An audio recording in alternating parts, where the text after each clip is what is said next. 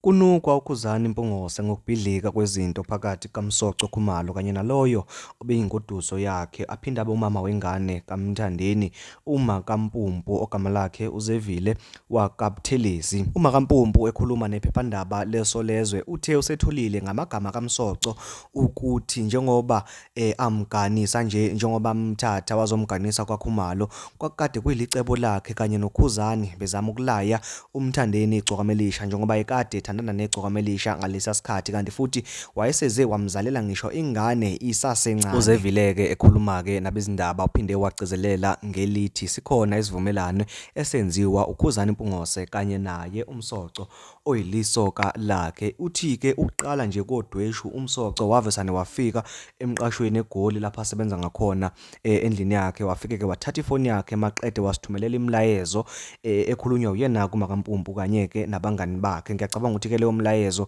nake nayizwa ey'nkundleni zokuxhumana kweminye nje yayo wayekade echaza ukuthi-ke umuntu wesilisa umenza kanjani ukuthi-ke elokhu ebuye njalo kuwena. Ebuzwa-ke uKhuzani Mpungose ngalolu daba uphendule ngelithi akanakho ukuphawula yena ngoba akazi lutho futhi-ke uyasukelwa, kanti uMakampumpu uphinde waveza ukuthi usebuya nasemaphoyiseni kuyovulela uMsoco i-protection order yokuba engalinge aze asondele eduze kwakhe njengoba ethi usabela impilo yakhe nokuthi-ke usephinde wamsabisa ngokuthi uzomlimaza. Ebuzwa-ke ngegcokamelisha uthe ababuyelene futhi abaxhumane nakancane kuphela nje baxhumana mangabe uMthandeni efuna ukubona ingane noma efuna ukukhuluma nengane uma ngabe-ke ingane inga kuyena. uMsoco-ke naye ube nakho ukuphawula kulolu daba ethi-ke lempi yakhe noZevile isimdalele enkulu inkinga ngoba ngisho nasemsebenzini usemisiwe ngelithi-ke yena ukuhlaza ufuna ukushaya umuntu wesifazane, ufuna ukulimaza umuntu wesifazane nokuthi-ke ubonakala ey'nkundleni zokuxhumana etrenda ngento engenhle kahle. Uthi-ke ubona sengathi uZevile nomndeni wakhe bazama ukudicilela phansi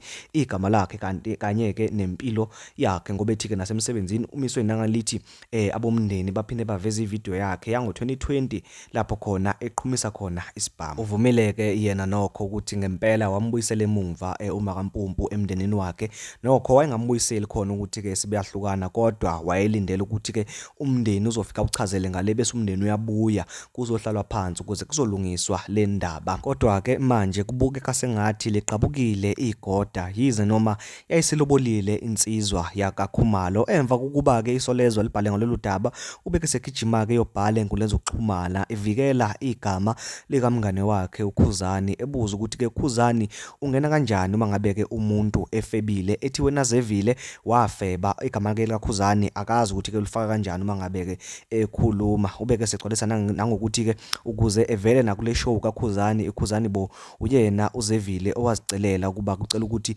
avezwe naye khona-ke ezolaya uMthandeni igcokama elisha. Ubeke segcizelela ngelithi-ke wena Zevile ungalinge usukela uKhuzani kanye noMazwide akubona abakuthuma ukuthi-ke uhambe uyofeba, kubhala yena emva koheheba-ke lwe-paragraph akalibhale kuFacebook. Ubeke sevala ngelithi yena usefuna ukuthula njengamanje useyoza khulume uma ngabe sekukhona okhulumile okuyilitemu-ke likaKhuzani kanye-ke noThibela. Nganza kwethu ngicela ukuthi ngigoqe lapha le ndaba mangabe ubungaka-subscribe ngicela ukuthi wenze isiqiniseko sokuthi uyachofa subscribe, uyalike bese uyakhomenta siphinde sidibane kwividiyo elandelayo. Ngiyabonga.